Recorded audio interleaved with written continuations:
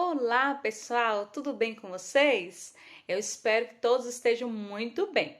Então, na aula de hoje, nós vamos abordar um pouquinho sobre a anamnese, como fazer uma boa anamnese e o que fazer com os dados obtidos durante a anamnese, certo? Então, muitas pessoas me questionam, mandam perguntas sobre a anamnese. Onde encontrar uma anamnese, como fazer a anamnese, muitas pessoas ainda têm insegurança e dúvidas em relação a isso, tá bom? Então, por esse motivo, eu resolvi compartilhar um pouquinho com vocês sobre esse momento da anamnese. Eu trouxe aqui, né, a anamnese que eu utilizo no meu consultório, tá bom? E aí vocês poderiam me perguntar, Leide, como que você chegou, né, na sua anamnese? Então, ao longo, né, dos anos, dos meses, a gente vai pegando, né, a experiência e a gente vai adquirindo, né, a nossa própria anamnese. Mas, no geral, a minha anamnese, ela é comum às outras anamneses que eu tenho visto por aí, tá bom? Então, a gente pega vários modelos e aí a gente vê aquilo que mais adequa à nossa realidade, tá bom? E assim que eu cheguei à minha anamnese, certinho? Então, mas antes de falar sobre os dados que deve ter uma anamnese, eu gostaria de falar com vocês um pouquinho sobre como se preparar para fazer uma boa anamnese, tá bom? Então, a gente sabe que a anamnese é esse momento, né, do segundo contato com a família, onde a gente vai obter alguns dados específicos, né, do desenvolvimento daquela criança. Eu digo segundo contato porque o primeiro contato, né, é aquele contato onde a gente acolhe a queixa, né? Acolhe a queixa, entende qual é a necessidade da família e aí a gente agenda a anamnese e aí vai para essa coleta de dados, tá bom? Mas antes disso, é importante que a gente se atente para algumas questões, tá bom?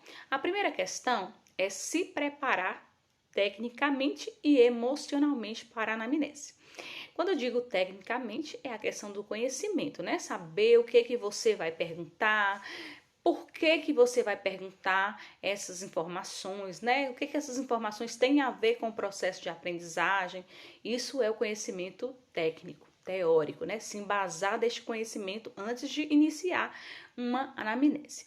E depois, no segundo momento, segundo ponto, é a questão de se preparar emocionalmente.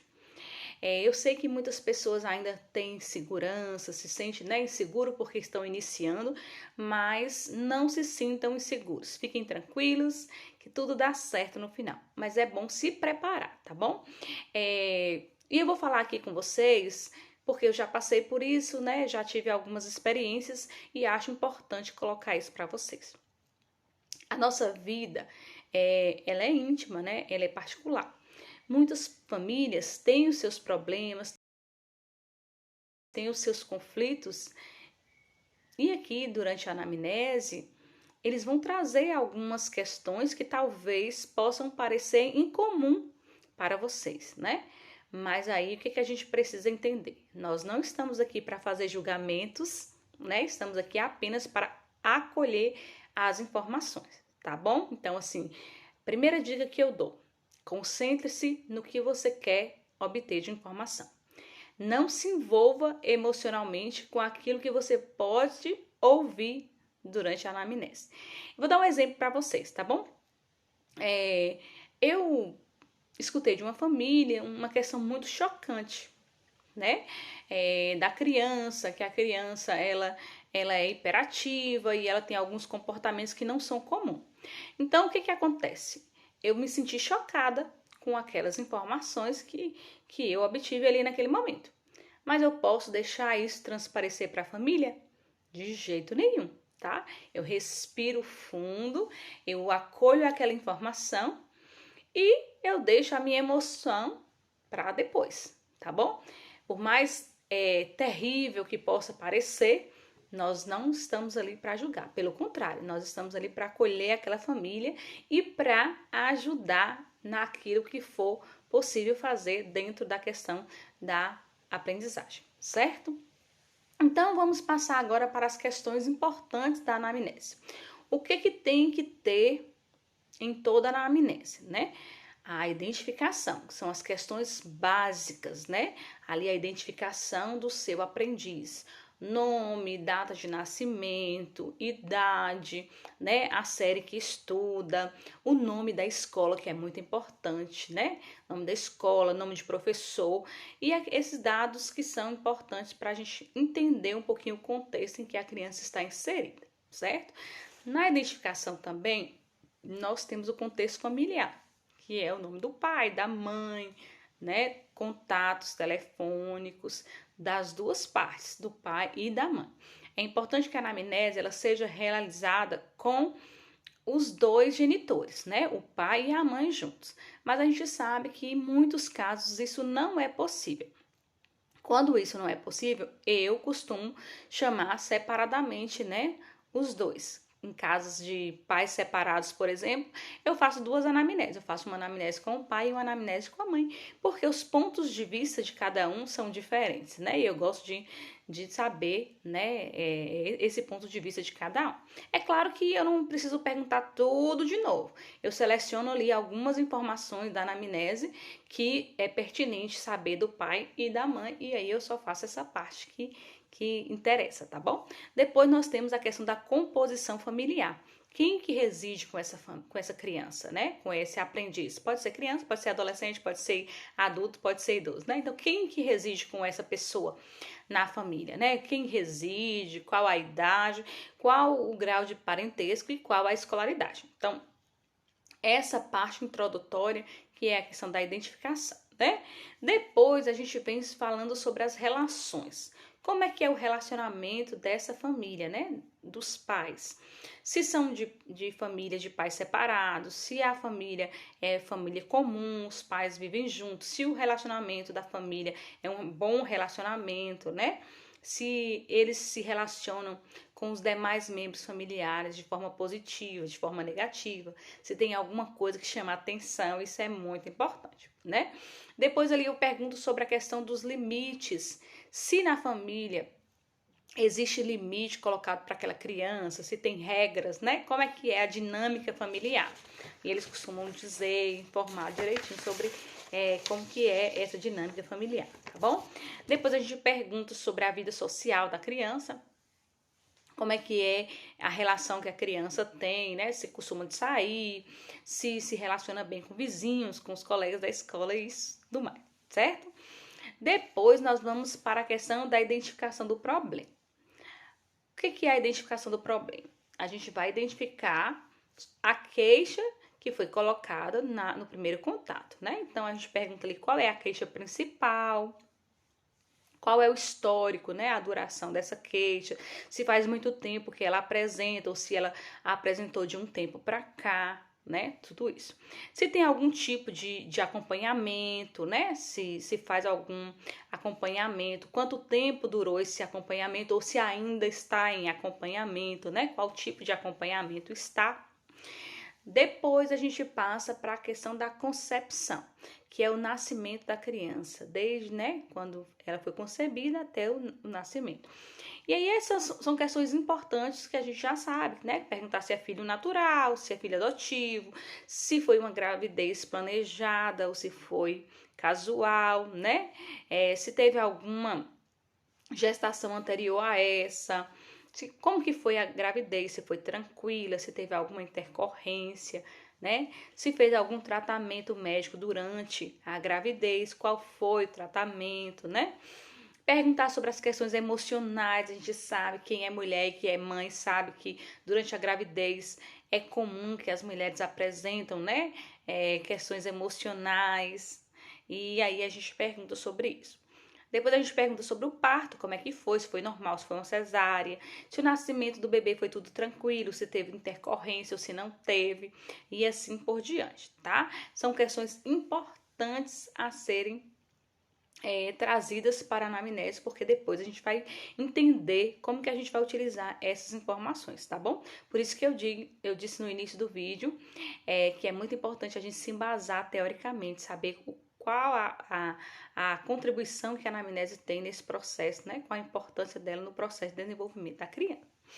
Depois a gente parte para a questão da alimentação. Pergunta como que é a alimentação, se a criança alimenta bem, se ela é muito seletiva, se mastiga bem. Essas questões são muito importantes, tá? Não vou adentrar cada um, não, senão aqui nós vamos ficar horas e mais horas falando sobre essas informações, mas são informações que são importantes, tá?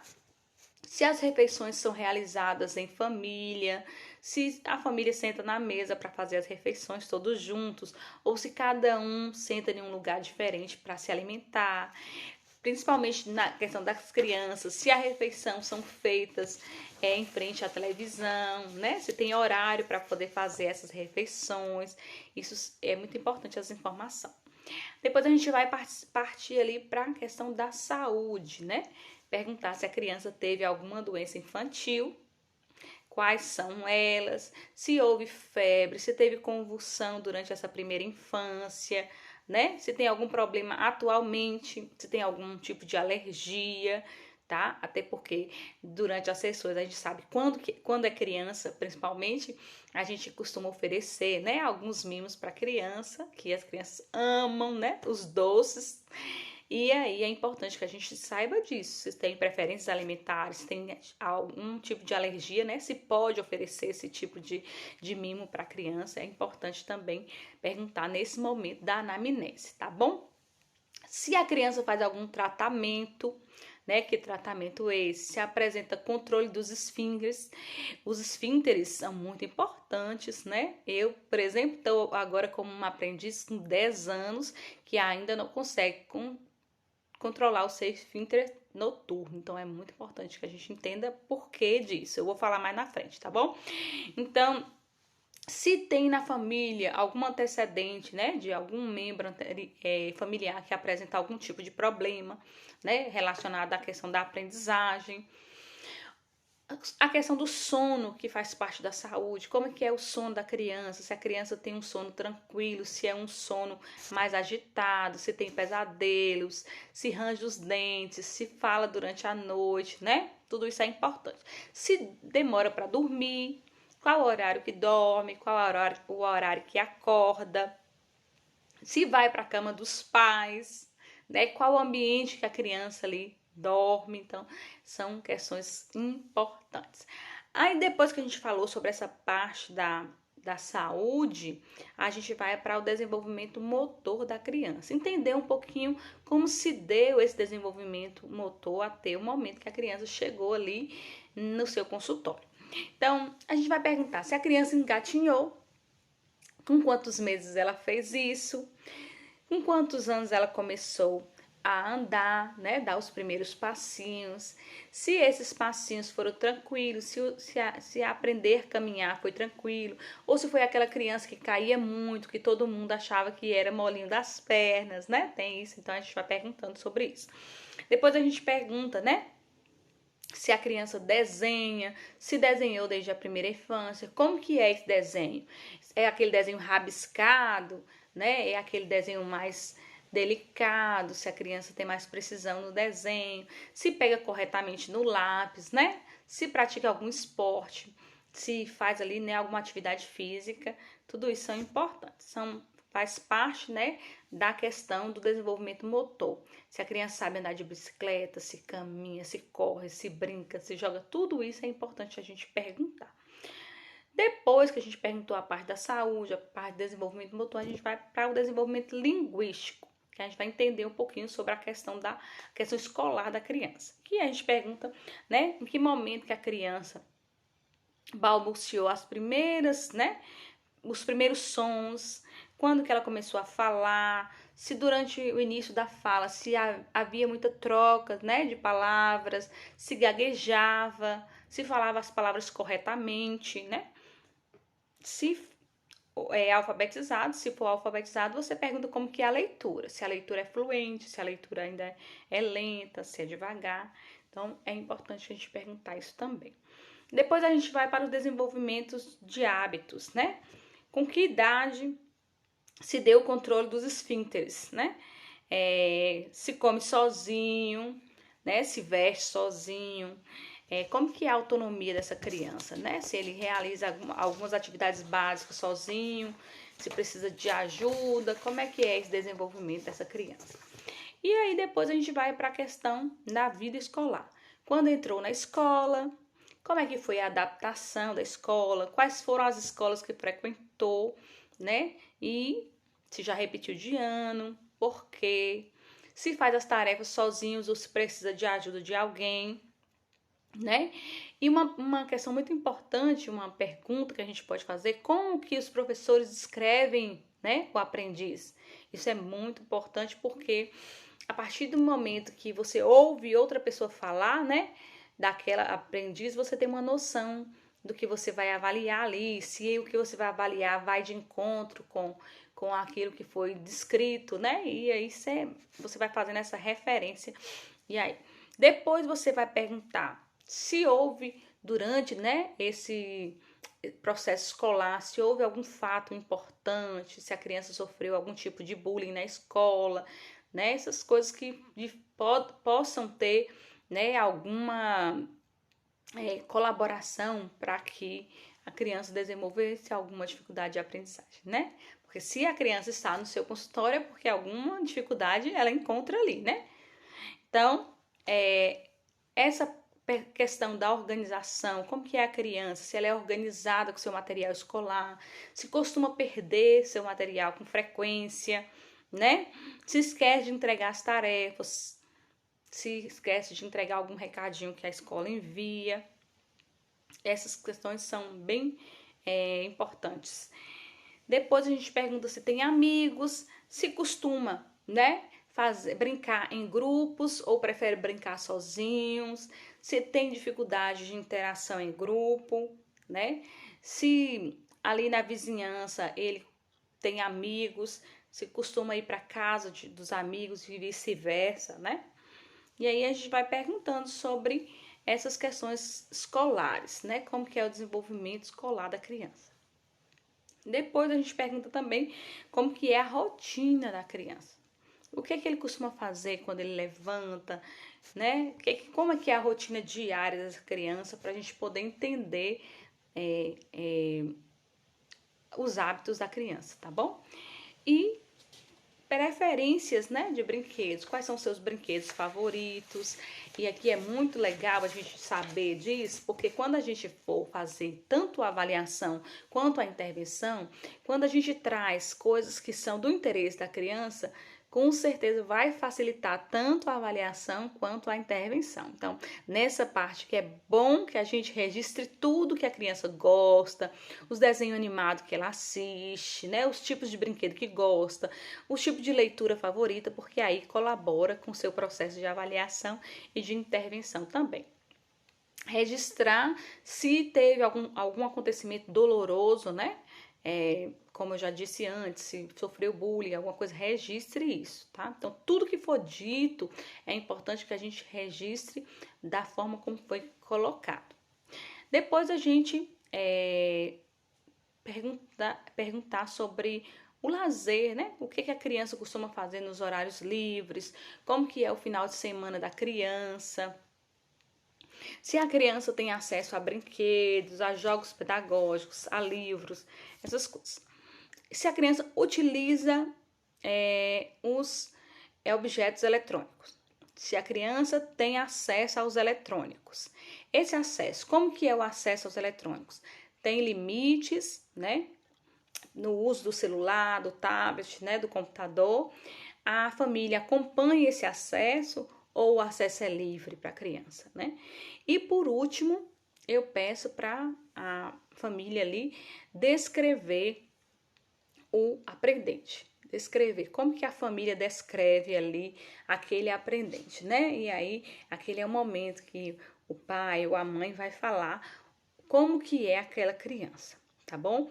Então, assim, gente, vocês podem ver que a anamnese não é um bicho de sete cabeças, né? É uma coisa simples, comum, tá? São informações bem comuns. Como eu disse antes, por que a gente tem que se preparar, né? Eu fiz aqui de uma forma bem rápida, sucinta, porque nós estamos aqui online e iria tomar muito tempo se eu fosse item por item falando exclusivamente sobre cada item. Mas é muito importante que a gente tenha algumas coisas, prestar atenção em algumas coisas. Por exemplo, a anamnese, ela não precisa ser uma entrevista maçante, onde você pergunta e a família responde, tá? Deixa a família à vontade, né?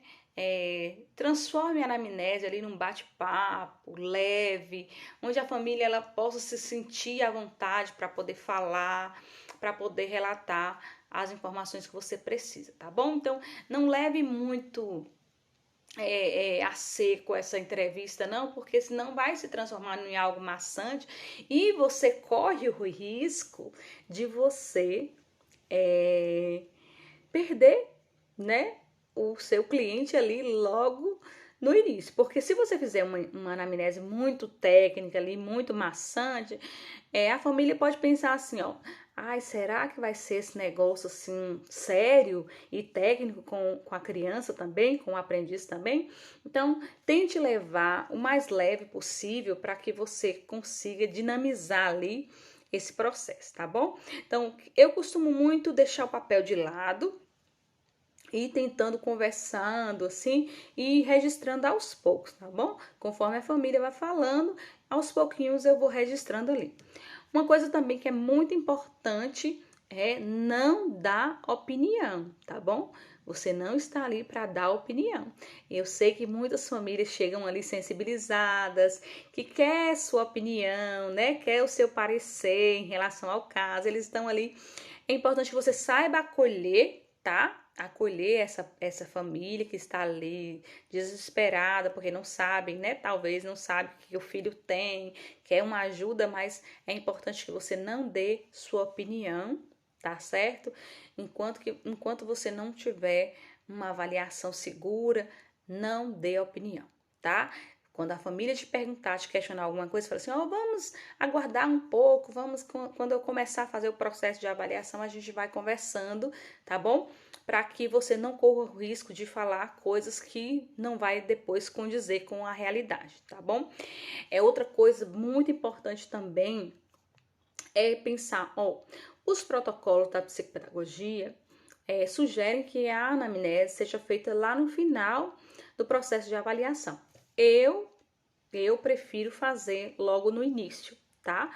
Mas assim, porque eu já tenho, né, uma certa experiência e isso faz com que eu não contamine, né, a avaliação com as informações que eu obtive na anamnese. Então é importante que a gente preste bastante atenção nisso, porque a família pode trazer, meu filho tem TDAH, meu filho tem dislexia, e você acaba que se contaminando e investindo apenas nesse diagnóstico. O que é preciso a gente entender? Psicopedagogo não dá diagnóstico de dislexia, de TDAH, de autismo, tá? O psicopedagogo dá diagnóstico apenas do processo de aprendizagem. Nós trabalhamos com o processo de aprendizagem. É lógico que com a experiência que a gente vai adquirindo e com os testes que a gente vai fazendo, a gente identifica possíveis diagnósticos. E isso a gente pode fazer, né? Possíveis diagnósticos. A gente pode solicitar o encaminhamento dessa criança para um outro profissional para que o diagnóstico seja confirmado.